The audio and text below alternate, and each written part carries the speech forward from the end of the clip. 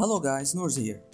So today we've got a sneak peek at the Samsung Galaxy S24 Ultra, thanks to some newly leaked renders. These are not official images, but they come from the reliable leaker OnLeaks on Twitter, who shared them with SmartBreak's website. So let's dive in.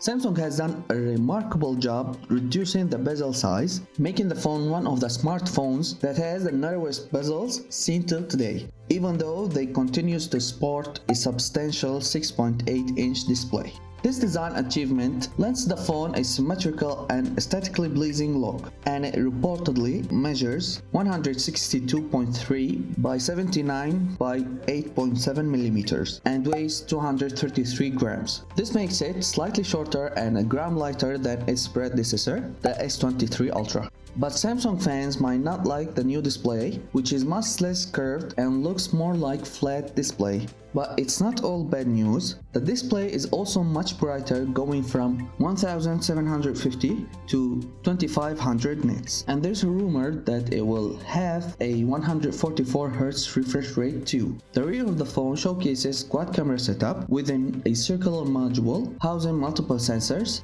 Notably, the S Pen retains its dedicated holster, catering to users who value stylus functionality. Also, I'm making the next video wherein I'll show the leaked renders of the Galaxy S24 Plus. So make sure to subscribe and turn on the notifications so you won't miss it. That's it for today guys. If you want to know what else the S24 Ultra holds, make sure to watch this video afterwards. Thanks for watching. See you on the next one.